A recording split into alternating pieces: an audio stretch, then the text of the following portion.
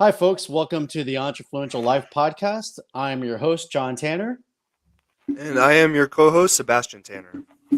Today, we have a special edition of the Entrefluential Life with our guest, Fabricio Carminati. He's coming to us from the French Riviera. Hi, Fabricio. How are you doing this morning? Hello, John. Hello, Sebastian. I'm good. Excellent. Nice weather here. Very good. Outstanding. What is the temperature over there? It's June 4th, so I would imagine it's probably close to 100 degrees over there. Am I right? Yeah, right. Yeah, we had even a little bit more last week, which was too hot for the season. But we're back to normal. What is the average daily temperature over there in the French Riviera in this time of year in June? Well, this time of year it's about in Celsius it's somewhere in between 25 and 28 degrees more or less. Yeah. Okay, so that's Celsius. I think it's like 30 degrees difference. So on Fahrenheit, is that right? I think so. I'm not sure. Me neither. Okay, so we'll leave that one to the science people to make the transition. Right. But over we can leave weatherman out of our areas of expertise. Right. It's probably like 80 degrees, 80 to 100 degrees. But perfect weather for the beach, right? Oh, definitely. Yeah. Started last week. Yeah. That's awesome. Yeah. You can tell I need to go to the beach. I'm a little pale over here. Sebastian too. Sebastian lives in Boston. We're just about an hour outside of Boston in the suburbs. So he has a lot of cold weather. Sebastian, what's the weather like over there in Boston? Right now it's actually not. It's not too bad. It's not too cold. Let me see. Let me check the temperature. It looks like it's about 55 outside right now. 55. Oh, wow, that's cold. It's it feels a little bit better. It feels a little bit better than it seems. It says 55, but you go out there and it feels like 65. Okay. It just depends if there's any wind outside or not. Then oh my God! We'll try to send you some warm weather from here. 100%. Yeah. I'm waiting for it, man. Wow. I've had enough of the cold. I suppose so. Yeah. This winter was enough for me. It had my first blizzard ever in my life. So, really? Well, yeah, I had to shovel myself out, and then I left the shovels outside over by the trash cans. So I'm snowed in, and I have no shovels to get outside, so I can't even dig myself out. So I gotta take a broom. And I'm brooming myself out so I can make a path to the shovel. God, it was just 101 of 101 tips of living up north. Do not leave the shovels outside. Wow, look at that. That's crazy, man. We don't have that problem in Florida ever. Our problem is when the AC goes out. Yeah, that's the problem for us. Yeah. Oh my God. Yeah, the AC goes out, and that's the equivalent right there. Like no AC in Florida. You're dead. We live like that. Right. We actually lived like that for 3 months. We're spoiled though, because when I was living in France, they don't have air conditioning in most of the buildings, right? It's just so I had to go buy a fan for my studio apartment when I was there, right? And AC is not very common. No, it's not very common actually. It's especially here a little bit more because obviously temperatures are warmer here in the south on the French Riviera, but obviously in other parts of France you don't see it actually. Yeah, it's true. Yeah, here it's becoming more and more used, of course. Also because, unfortunately, because of climate change, and we have some warm episodes that are over normal. So yeah. Oh yeah, everything's heating up, isn't it? It's crazy. Everything is heating up. Yeah. We really had a swift in actually the season. Like before it was pretty warm from May to end of August, and then we had a regular autumn. And now it's more like April, May are still a little bit cold, and it's more warmer actually in September and October. So it's later. The shift is later. It's later. Wow. Last year I went swimming, until late October. Well, and that's winter time already. That's fall season. It's supposed to be fall season. Yeah. So your fall doesn't start until October. So when does your winter start? Like in December? Yeah, December. Yeah. Okay, yeah, so it gets cold in December still. Yeah, okay. December, January. Yeah, it still gets cold. Yeah. I haven't been there when there's snow on the ground. It doesn't snow in the French Riviera though, does it? No, it doesn't snow. No, only on the heights. Yeah, but We have ski resorts here. Just Oh at my God. yeah. Just Wow. yeah. It's 1 hour, one hour, an hour and a half driving Oh, from Nice. Yeah, that's and perfect. yeah, it's perfect. Oh Yeah, my and God. actually, yeah, I remember when I was younger, I did it like skiing in the morning and swimming in the afternoon. Oh my God, Wow. So that is living the that was life right there, man. that was in April. I remember it was the very end of the ski season, and the very beginning of the summer season. But I did it. That is amazing. I think I'm young enough to try that out still. So I'm putting that on my Yeah, right. bucket list. Fabricio, I'm putting that Yeah, on my Oh my bucket list. exactly. God. We'll do This it is my together. okay. Let's do it. The three of Yeah, us. let's do it together. Yeah, come here. That sounds awesome. So Sebastian has gone snowboarding in New Hampshire, right, Sebastian? Yeah, actually, I have. Wow. Yeah, And it was fun. It was great. I was learning to snowboard, and my friend was already like an expert. So he's over there on the park part where they have rails and stuff. So he's doing oh tricks, wow, 360 this, 360 that, flipping over here, there, and I'm just over here like trying to stay trying to make afloat, it like down, trying to make it trying to make it down. downhill, alive. I'm just trying to get down the mountain without falling too many times, man. And he's over here doing tricks, and I'm like, my ego is like just screaming at me. I'm like, yeah, I want to go over there and try that rail trick, but I'm so terrified to go and do it. So Oh man. I'm like, man, he's over here showing off, and I'm just learning the basics. But it was so much fun, though. It was really fun. And then you go on there's like different trails, so they have different levels to it. So you go on the harder ones, and I was trying to get good at the basic level. So he's like, oh, you know what? Let's kick it up a notch. And I didn't realize how many notches we were kicking it up. And so we go to the highest level slope, and it's Oh like no. instead of all this open space, it just gets like more narrow, and then there's a lot of Oh. turns. And Oh so okay. I wasn't really good at navigating those turns. So Hmm. it was a very long day for me. That Yeah, was it a is. long day to get Did you down get that hurt? slope. I didn't Did you get make it hurt, but down I okay? fell. I fell and I fell, and then I got back and I fell again. And I got back up and I fell again. Yeah. So you went to the I school of repeated hard that process knocks. into down the mountain. Oh man. Yeah, that's the school of hard knocks for sure. I went skiing when I was about Oh, 13 or 14 I years learned, old man. I learned. the hard way. Yeah. Yeah. Yep. That's the best way to Yeah, I learn though, learned the hard way. really in life. I mean, There's only one way uh-huh. to learn snowboard. Right. It's falling. Oh my God. But it I was guess fun I'm though. It was a looking great time. forward to it.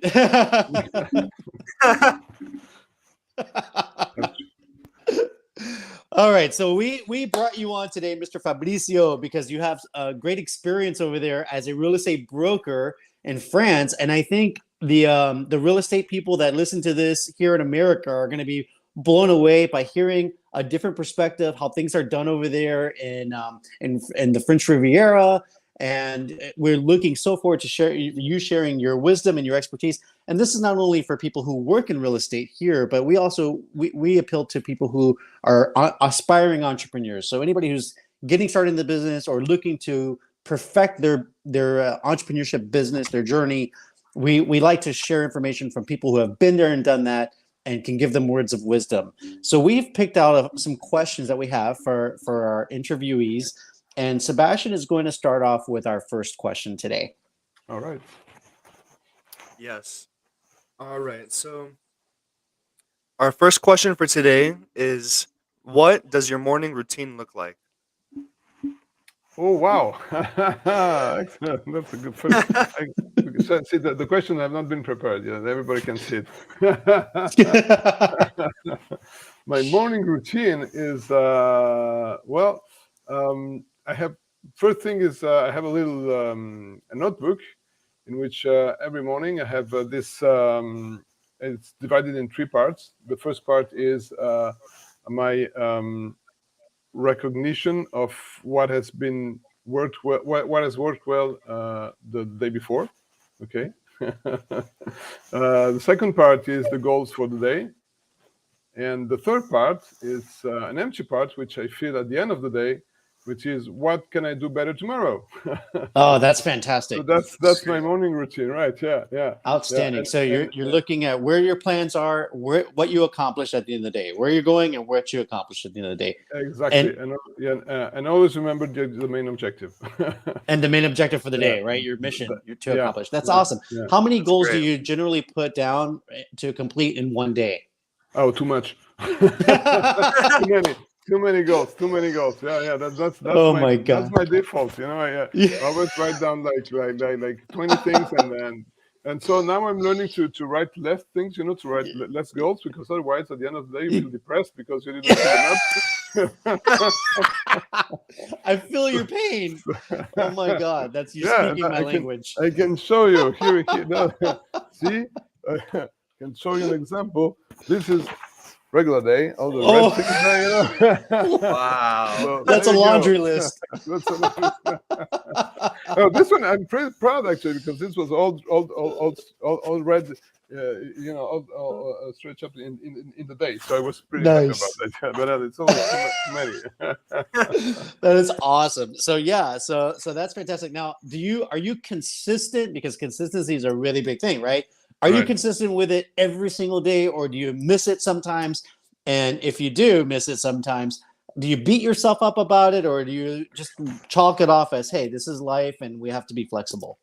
I know it happens. Yeah, that I forget that I don't do it. It's mostly because generally it's because I left something, an emergency or something to finish up the day before, and in the Okay. morning I start with what I haven't finished, and Uh-huh. and the problem is that if I don't do that list, at the end I feel a little bit lost, at the Right. end of the day, because and it happened to me last week. Like I didn't do it for 2 or 3 days, and at the end I just said, I felt like, oh, okay, so where am I going? Because I had that this was, I felt that it was really missing. So Yeah. I try not to skip it, because when I do, things get disorganized. You're off. Yeah, you're off balance. Yeah, exactly. that's Yeah. fantastic, Fabricio. I love that, man. And it's such a great habit to get into. So I remember one of the professors that I had in grad school. That she said that the most successful people have a routine. They have a plan. They time block and they follow their schedule. They always stick to their schedule. And if Right. they have to deviate, they deviate. That's fine. But as a normal routine, they follow a schedule. And Right, yeah. Benjamin Franklin, I remember in junior high school reading in a book, there was a sample of Benjamin Franklin's time calendar. And I thought that was fantastic. So if it works for Benjamin Franklin, and he was so prolific in many ways, that he was such a great statesman in the U.S. and he was he was a statesman also for an ambassador for France. I don't know if you know that. Benjamin Franklin. Right. Yeah. So what a marquee player. So if it was good for him, I thought, you know what, this is going to be good for me too. So Exactly. I embraced that back in junior high a long time ago. But never forget, right? Right. Exactly. Yeah. Never forget. Every morning. That is awesome. That is awesome. And mine looks like yours too. I wish I had it with me. It's in the other room, but I have a notepad, and I have to be honest here. Like, I haven't even been looking at it because it's 3 pages long so far with things I need to do. So I have my like major to-do list on a clipboard, and then I have my minor to-do list, which are sticky notes. And I'm a sticky note person. I have like sticky notes everywhere. So this appointment I had on a sticky note right next to the calendar, so I wouldn't forget. Exactly. Yeah, that's it. All right, so I have the next question for you. Thank you for that answer.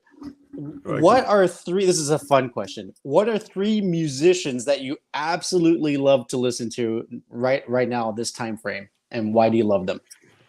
Wow. Okay. 3 musicians. Yeah. So, well, it's going to be weird choices. Great. Okay, my first musician, actually, in the moment, it's Rammstein. I don't know if you know the group. No. It's a German group that plays heavy metal. Okay. Oh wow. But I like them because they are very controversial. The image that they produce is actually a complete contrary of the text that of their text and Music. their philosophy, you know. So Oh, okay. they're really, you know, for peaceful, for brotherhood between people, and etc. etc. You know. Oh, But their music is it's hard rock, it's heavy metal, so it sounds, yeah. you know, and all their visuals and everything, it's kind of controversial, and but the music is exceptional. It's heavy metal, but very very melodic, you know. Okay, And great. yeah, Kind of and reminds me of the System of a Down and a the little bit. concerts, yeah, and the concerts are just amazing. I mean, you have really the value for money. I went to see 2 of the concerts, and it's amazing. It's a total show with the fire and everything. I mean, it's just Oh, yeah. unbelievable. So Pyrotechnics. That's yeah, awesome. That's awesome. pyrotechnics. Yeah. So that would be my first group, and Okay, so Rimstein, you said, right? yeah, Rammstein. Yeah, it's Okay. RMMSTEIN. And what I like about the concerts is that you have the it's not one of those big bands overknown. So, but what I like about the concert that you have people coming from everywhere. I saw them in Paris, and the people coming from all Europe for the concert. You know, so it's nice to Outstanding. have all this mix of people there in the concert. So That's so awesome. so that would be the first. The second one would be I'm rediscovering Muse, actually. The group Muse. Muse. Okay. Muse, yeah. I'm rediscovering it, actually, because I don't know why, but when they were at the most fame, I didn't listen to them. Actually, I'm rediscovering them now, just because of the music. It's just brilliant. What type of music is that? It's I would say, I don't know, modern rock would be probably a good definition. When did they first come out? When was the when was their prime? If I'm correct, in the 90s. Okay, Yeah, a 90s band. yeah, Okay, awesome. Cool. 90s, yeah. Okay, and your third one? The third one remains favorite ever. Sorry, Dire Straits, but that's an old one. Oh, Dire Straits. Awesome. I recognize that one. Yeah. Yeah. What's your favorite song from them? Oh, it's Where Do You Think You're Going? Where do you think you're going? Okay, awesome. See? It goes with the morning list, you see? I was just thinking that. That is awesome. Wow, that couldn't have been planned better, my friend. That was perfect. That was awesome. All right, Sebastian, what is your next question? Oh, by the way, do you listen to any of these bands when you're working out, or is it just while you're working in the background? Like, when do you listen to those No, songs? I don't listen to music when I'm working. Okay. Especially, It distracts you. Yeah, especially music with words. I mean, with Well, songs, you know, I can only imagine if you're listening to heavy metal and you get on a phone with a client. What do you want? Yeah. Let's get to the flow point. No. Give me your money. Sign the contract. In the background, you've got a guitar solo.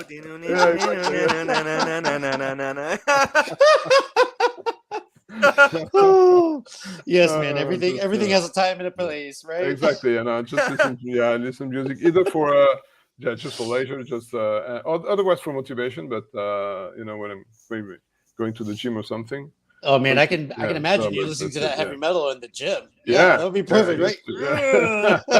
Oh yeah, you feel like Thor. Yeah. That is awesome. That's awesome. I listen to high energy music when I go out jogging. So like, the dance music from the 2000s, Right. Yeah. High energy, and I go run, man. It just gives me fuel. And then during the day, I'm listening to smooth jazz all day long. Right. Yeah. Oh my God. Frank Sinatra, Diana Krall, Jane Monheit. Sophia Millman. Oh my gosh. Yes. I could go on forever. I could go on forever, exactly. baby. Yeah. All right, Sebastian, your turn. What's your next question? All right. So my next question here is, what is a common myth about your field? Oh, wow. So that's interesting. Here on the French Riviera, okay, in France, The common myth is people say that we brokers are door openers, which means les ouvreurs de porte here, we say in French, as some people say here, it means that you get a huge commission doing nothing. Oh wow. See? Hey, that's yeah. here too, by the way, my friend. Yeah. So that's the myth number one. Because the problem is that that myth has been entertained by people who actually do that. Oh, that's the problem. That's the problem. The few bad apples. Yeah. Yeah, you have actually a lot of bad apples here, and Here too in the U.S. Yeah, and actually it gives a real bad image of the job, and and that's why I'm trying to fight against, and I built my company, and I'm working every day to counter this image, and to educate people and to show them that there are people doing the job as it has to be done, and even more. So outstanding. Yeah. That's awesome. That's great. I 100% agree with that. Yeah, something right. Similar over here in the States. Yeah, kudos to you for taking on that initiative to educate people, right? To bring a new light, to shed new light on what goes on behind the scenes, so that they can understand, right? You have to show the way, right? Show them exactly. how it's done. The thing is here that we have two problems. We have one. The first problem is that for a long time the sector was not regulated actually. So anybody could be a broker. Anybody. Wow. So, it wasn't licensed. There were for a long time. There was a license, but everybody could have it. Practically, it was very easy to get it. Okay. So anybody could be a broker. Then they regulated a little bit more, and now the license is a little bit more protected. Okay. In terms of you have to have a diploma. In real estate, or having worked and I don't remember now how many years, but working a certain number of years in a real estate agency, which is, it's a bit better, but you can still delegate that your card, your professional card, to what you consider a sales agent here, and so anybody can be a sales agent in real estate, so it's still. For me, it would need even. It needs to be a little more tight, a little bit more regulated. Yeah, for me, definitely. And are there like some policing agencies inside of the real estate sector that deal with complications, consequences, bad actors, punishing them, taking away their licenses and so forth? Are you guys? Do you guys self-police? Do agents report other agents for misbehavior to a board? Like we have here the Florida Real Estate Commission, for instance. And so if a real estate agent does something wrong, anybody can file a complaint online to the board, and then they'll do an investigation, and they'll have a hearing. And if the person is found guilty, then they give consequences. The consequences could be minor punishment, like a $500 fine, and all the way to permanent revocation of their license. They can never practice again. And every state has similar platforms. Do you guys have that there? Not really. Here we have a syndicate, which is la FNAIM, Fédération Nationale des Agents Immobiliers, and it's if you're a member of that syndicate, then obviously if someone reports you, then you can be you're kicked out. You can be kicked out. No, I would say that here if somebody, a seller or a buyer, probably can bring you to court in case there is a problem. But there is not such entity as you're speaking in the US, and so that's why so many people doing the job and doing wrongly sometimes. So and it is a big problem, really, because the thing is that especially in places like here or Paris, for example, where the market is very, very, very, very active, they say, okay, it's easy to sell, so they just, open up shop. They open a shop, and even doing. The problem is that even doing a bad job, they can still sell, because the demand. Because the demand, exactly, because the demand is crazy actually. So and it is a big problem because it's a big problem for the other ones who are doing the job properly and who are trying to really bring a real service to the buyers or sellers, and it's a problem generally because also there are a lot of people that don't want to go through a real estate agency to sell their house, for example, or to search for the house. Oh, to do it by owner?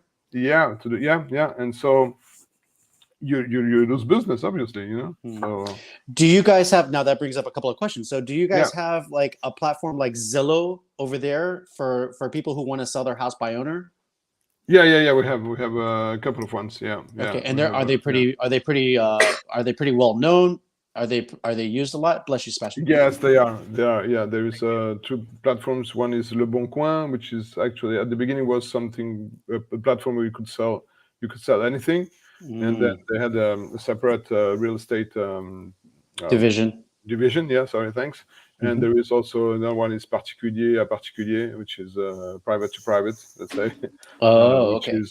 Which is mostly the two ones are mostly used by owners directly. Yeah. Are you using those platforms to reach out to people who are selling their own house by owner to see if they, no, actually pull them in?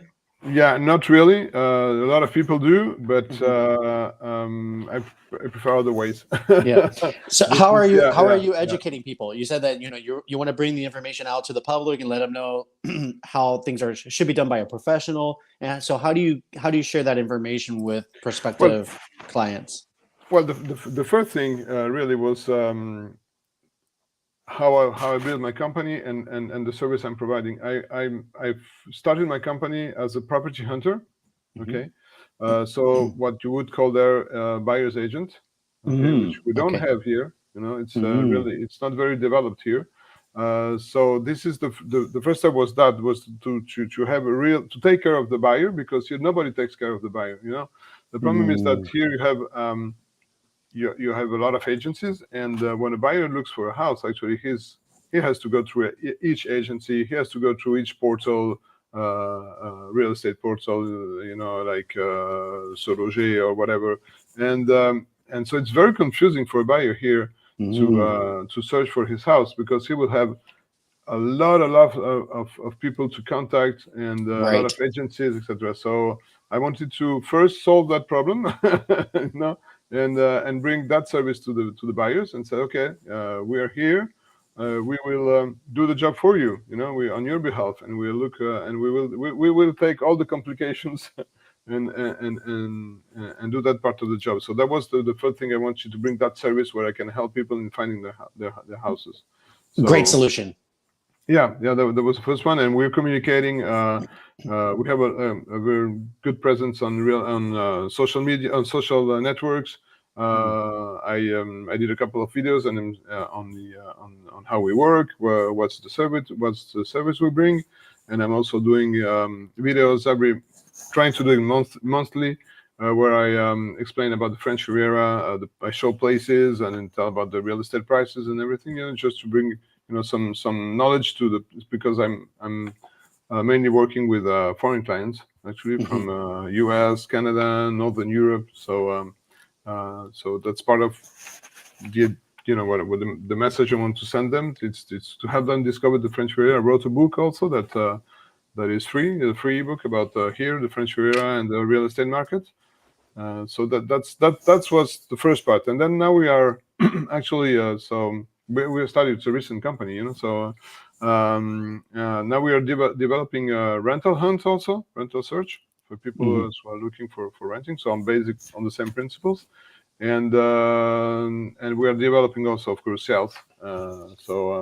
And here what I want to emphasize on is that the service we are bringing to a seller is not only opening the door.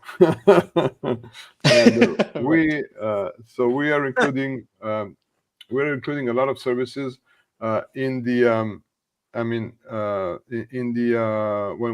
we take a house, we will do a full house inspection.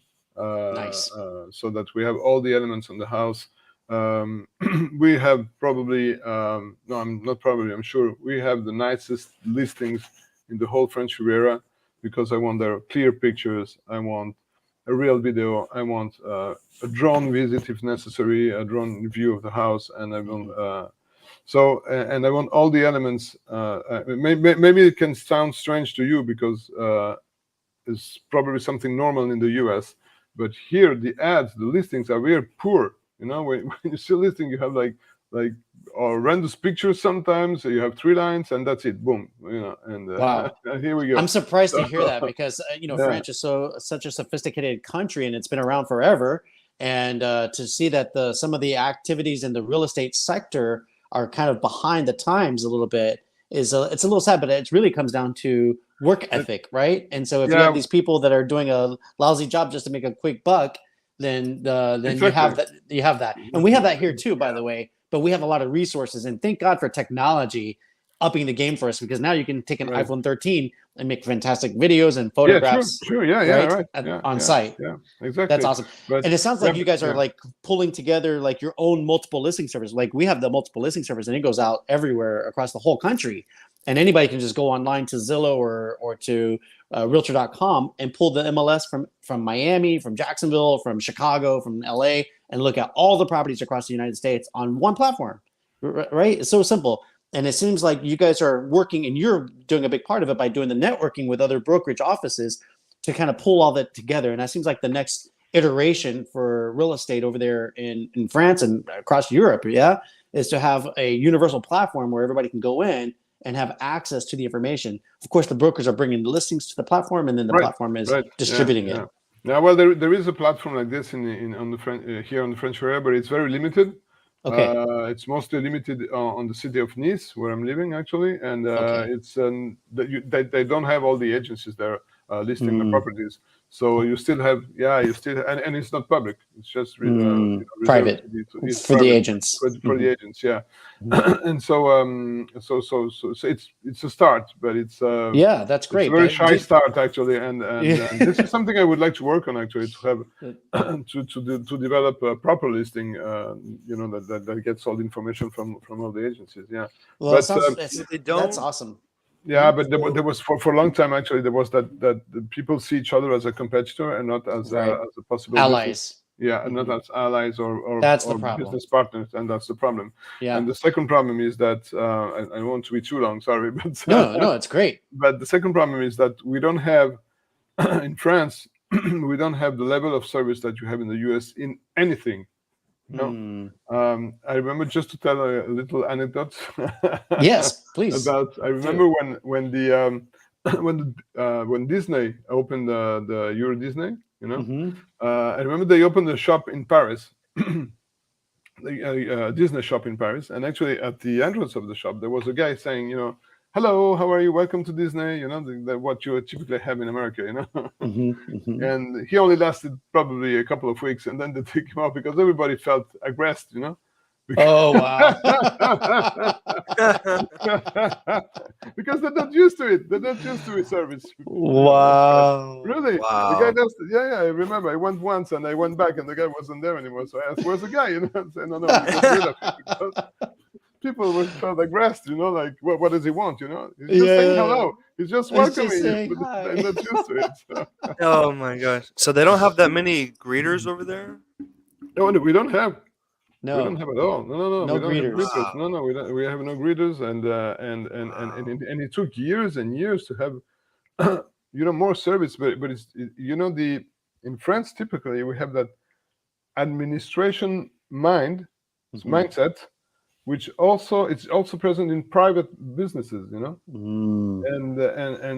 we don't really. I made a training in the US in the hotel industry when I was 20-something, 22 or 21 or 22, and that's where I take my experience from, and I know the level of service that you guys are used to, and I want to bring that here, even if it was 30 years ago, but because I know it, and I find it fantastic. Because you have some value for money. I mean, you just don't you buy something, but you have the service that goes with it. Even a meal in a restaurant. I mean, you're welcome, you're greeted. Yeah, and a lot of hospitality. Yeah, And yeah. Fabricio has a background in hospitality management. He has a master's degree in hospitality management. Where was your degree from, Wow. Fabricio? Well, it's I have from a school that was in Paris, Mm. and it was managed by Cornell University and in the U.S. University, and ESSEC, which is a business school here in France, a famous business school here. So it was a joint program actually, and yeah, excellent program. Yeah, Yeah, yeah, that is yeah, fantastic. And then you yeah. were a general manager of a hotel, weren't you, in Paris? I wasn't a general manager. I worked as I was operations analyst for a few years there, and Mhm. then I went back, and then I went to operations actually, yeah, where I had some management positions, and it was amazing in Intercontinental Hotel Group, Oh, and nice. Yes. yeah, it was very nice, and that's also was very helpful, yeah, because obviously, and at that time I think we were American owned, yeah, it was an American company who owned the group. Wow. And so yeah, and what I learned from there, and what I'm trying to apply also in my company, is the what we would call the book of standards, you know. Oh, the Book of Standards, right? Yeah, Yes. yeah. I mean, and we're trying to put it up for my company, because it's very important, because when you hire somebody, and you can tell him, okay, this is how we work, these are our standards, this is the minimum we Yeah, want, exactly. as a service, and to give people, and it's easier for you to when you hire, and it's easier for you to produce the service, so yeah, it's for me, and that I've learned it with Intercontinental Hotels. Yeah, it was So that's fantastic. fantastic that you're able to pull from the Yeah, hospitality industry and then bring it into your real estate business, because that level, very high level of customer service is going to serve you so well in real estate. exactly. Yeah. And probably, I really, honestly, I'm not trying to, but honestly, I would probably be the one here to reach that level of service in real estate. That is awesome. Awesome. So yeah, so they So don't have We're it over there. So you would be like the first the one pioneer. we that's don't have it really over trying there, to and yeah, integrate. and That's and interesting. actually, my the company started officially in September. Even though I worked also in real estate before, but this company it's new. And my second client were American clients. It's Mr. and Mrs. Robinson. Say hello if they listen there, from from Virginia, and they asked us so much, you know, Mhm. being American. And every time there's something, even if we didn't do it, we said, okay, we'll do it. And so they helped us really to grow up also, and That's awesome. in the level Wow. of service. Yeah. And every time we never said no, you know, we never That's said awesome. no. And from the start, actually, they wanted to come here. I always remember they sent a message. Well, I think it was in Facebook or something, and it said we're arriving on the French Riviera that was on the 17th of December, and they said we're arriving on the 21st, we're leaving on the 31st, we want a house. I love it. Oh yeah, and I was the only one to answer. Okay, That's right. Of course. let's do it. As you You wish. know, let's do it. Yeah, and well, unfortunately, all the agencies are closed here during that time. Even better. So, but we managed to make some visits, and actually, we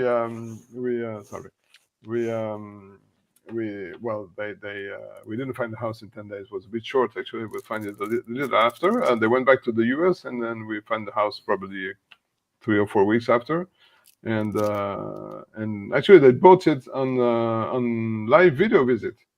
Oh, okay, neat. Yeah, And so you yeah, closed it yeah, remotely? You yeah. got the contract We remotely? Wow. yeah.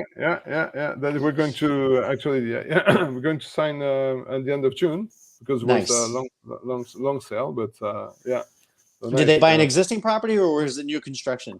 Existing property, Okay, yeah, existing yeah, property. Yeah, yeah. yeah. Which is Yeah. mostly what people do over there in that It's area, I would mostly imagine. what people do. Yeah. Yeah. That's Awesome. what we do. Yeah.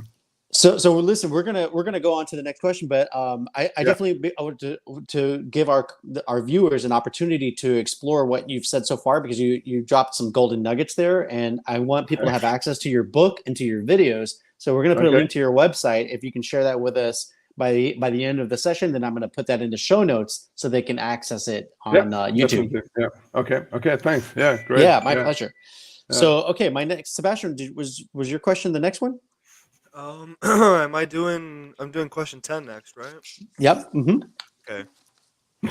All right. right. So question 10. In your opinion, what are some very important personality traits someone needs to be successful as an entrepreneur in your industry? Hmm. I would say first one that comes to mind is consistency, and it's related to what we just said about service. I mean, you need to Yeah. be, yeah. I mean, you need to be consistent on the level of service you're offering. That's the first thing. The second thing I would say is, and it's not a very common, it's not shared by everybody. Also, it's transparency and Oh, Transparency. I love that transparency, transparency. and honesty, I would say, which is also very rare in our, in our field, actually. Because that's also something you see. People trying to sell anything at any price, and well, not any price, They actually, at just high want to make a prices. sale. And I prefer to be very transparent with the clients, whether they are buyers or sellers, actually. And for example, I don't know if a seller is trying to sell, wants to sell something that has huge defects or huge problems. I won't take it. I will tell them, solve your problem. I can help you solve your problems first, Yes. and then we can sell it. But I'm not going to sell something that we're cheating on, and Right. that we're not selling the buyer about. So yeah, transparency and honesty. I think it's that's very important for me. And obviously patience, Patience because too. Yes. because in our field, in between we get the client, and in between the closing, It takes a long time. I don't know there, but here it's 3, 4, 6 months, something. That's a So, very long time. Yeah. Wow. So it's faster here. 30 yeah. to 45 days is standard Wow. from That's the time fantastic. you sign a contract to close. Yeah. And then we do have home inspections, and there's so I'm guessing that you guys operate on the residential side under caveat emptor, which is buyer beware. Is Latin for buyer beware. And over here, that is true for commercial real estate, is caveat emptor, buyer beware. But under residential, you have to disclose any known defects of a property. And if failure to disclose any known defects could cause you to lose in court, right? You could be, Wow. they'll make restitution for whatever issue was wrong if you sold a house with a known problem. This If is you try to cover it up. right. Yeah, this is coming here actually also. There's a lot of regulation and laws that will come up in the next month. Oh, good. In And the so they're coming month, pitching for that. actually. Yeah. And actually especially on, as you say, on house defects, Residential. and also residential, about everything that has to do with insulation, energy consumption, all that linked to The climate, roof. the roof, Yeah. Plumbing leaks. but mostly all things links to climate protection, Okay. So Okay. and so they're going to reinforce it, and the real estate agent, the notary, and the seller, of course, will be very responsible for selling a house that has without those defects. Those defects, and without telling, and without making the necessary inspections and diagnosis. Good. Which is a good thing. I hope that gets voted in, because that it's protection for the consumer. Yeah. And I hope too, and I hope too, and also I think it will help to clean a little bit, what we were saying before. Yes, about the practices. The bad practices.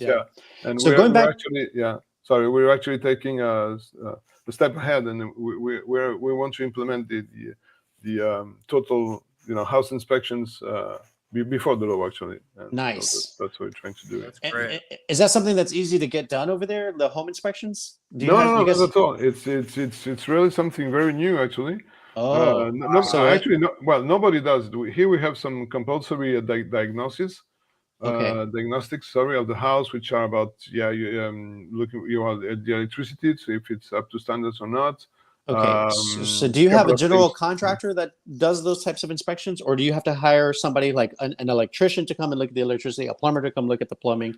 Do you have specialists, or no? You have general practitioners? Yeah, you have general practitioners. You have the people who have companies of making diagnostics, actually. But Oh, you do? Okay. yeah, we do. But it's a bit strange because they do the diagnostic and they say, okay, this, for example, electricity wise, okay, there's this and this problem, and that's it, but they're not responsible for the problems, and doesn't say that the owner is not supposed to put up to standards before selling. Actually, for the moment, it's more it's sell just the a buyer. report. Yeah, it's just a report saying the buyer, here are we the do problems. the same here. They don't We do the report. Yeah. But then you have to go hire contractors to fix the problems. To go and fix it. Exactly. Yeah, Of course. Yeah, of course. Yeah. Now you're paying two different people instead of paying You that have one to. guy to check it out and then fix it. Yeah, but That's it's how it works. impracticable. It's a Like process. yeah, but those guys, Wow. like the home inspectors, have so many houses to inspect, right? They can't.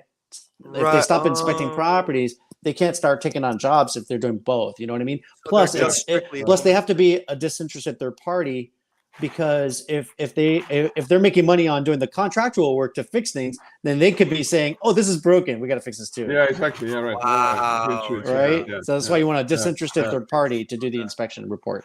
Yeah, right. Yeah. So that's great that they're going to do that and be preemptive. So over here, some sellers will do that on their own. They'll take the initiative to have a home inspection report done, but generally it's the lender who will order the home inspection so that they can qualify the property for their loan.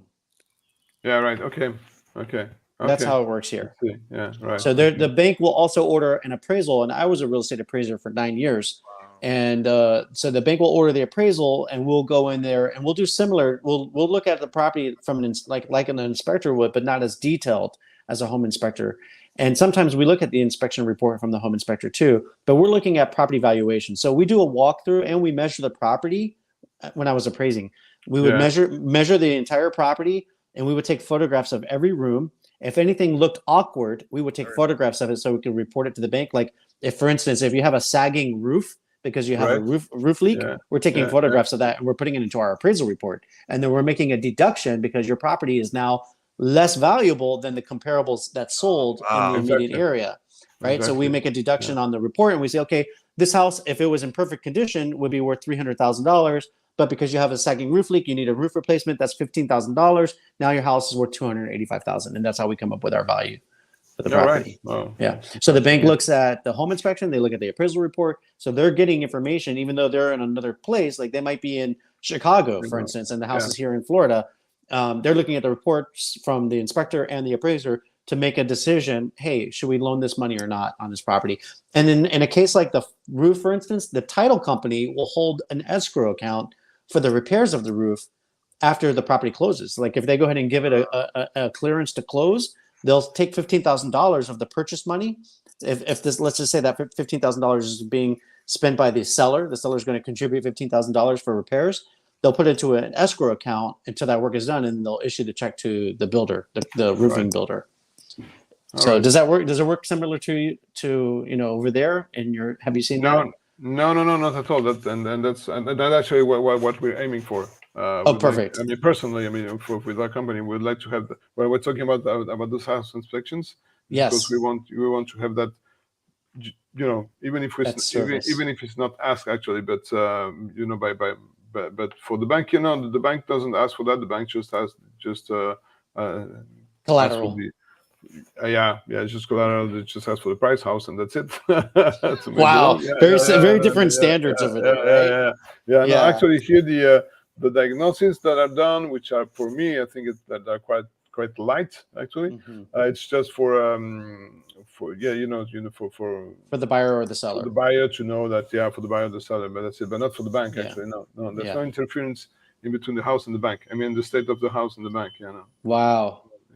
So that's something that probably will change over time as well. I mean, depending on how because I think right now probably for people for a bank to issue a loan over there, they probably they look at the income of the buyer, right? And it's more. That's it. Yeah, it's more, for sophisticated buyers. It's all about the income and how much credit, how much loan they take, and if they can cope with it, and then if they can reimburse after, and that's it. That's all.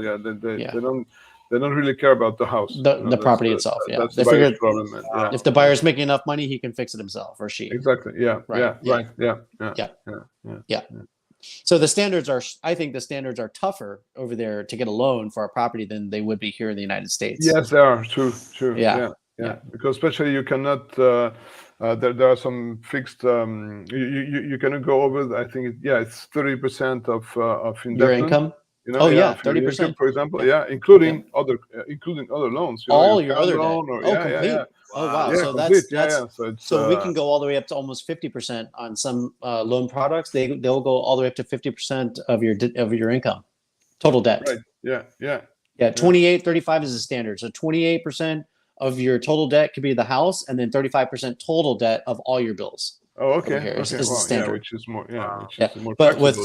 but it's more flexible than over there. And then with subprime products and like FHA loans, for instance, then they'll go 29, 36, and then all the way up to even I've heard up to 48, 50% of total loan Wow.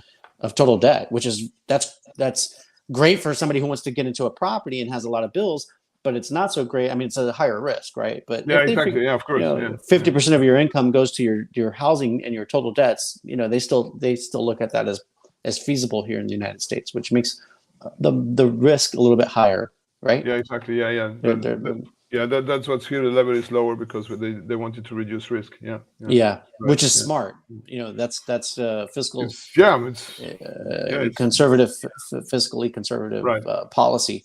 I think it's smart. Yeah. Because then otherwise, the higher debt you take on, the we more saw what probability happened, that you have foreclosures, right? We saw the foreclosure crisis in 2008, and it has a ripple effect across the whole world. We don't want that. Yeah, it was terrible. It was incredible. So I apologize now for. I was just appraising. I wasn't making transactions. I was not lending money. Okay. So it's you. Now we know. It wasn't me. It wasn't me. All right, so we're going to go ahead and go to the next question. This may be our last one because we're almost approaching an hour, and I don't want to steal too much of your time. Thank you so much for being here so far. It's great. No. I mean, time this flies, has been fun. It's great. Yeah, doesn't it? Time flies when you're having fun and talking about this stuff. Exactly. I can talk about it all day long. So we have to watch the clock. All right, question number 13 is: what is one lesson that you've learned about being an entrepreneur that everyone listening should learn about before launching their own business, whatever kind of business they want to get in? What is one thing that you would recommend that they pick up now before they get started? Okay. It can be more than one. I'm not going to pin you down to just one. But maybe just a couple of helpful tips. An important one would be don't be afraid to delegate. Oh, great. Yes. There's a lot of people try to do it all themselves by themselves. All the work. I'm guilty. Me too. Both hands. I know. Don't you feel like you're juggling? Like you have the three balls and you're juggling all three of everything? They fell. This is definitely the first one because we tend to do everything by ourselves at the beginning just because for cost reasons, of course, because you say it's going to cost me if I have to delegate and hire people or whatever.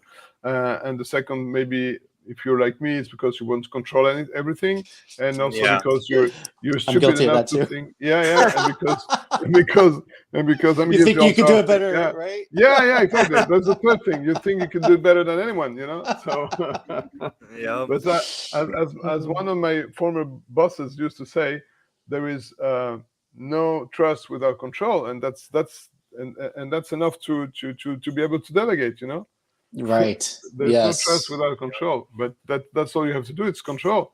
That's right. Finally, you can delegate. So when I started this company, I started on my own, and after probably I don't know a month, I had my first client, or even before that, I had my first client, and so I said, okay, great, I have my first client, and so I started working on my first client, and I said, okay, while I'm working on my first client, I'm not looking for other clients because I can't split myself in 2 or 3, right, which is a problem. And which is a problem because then I said this is going to be like this, like right, one client, no client, one client, no client, and feast or famine.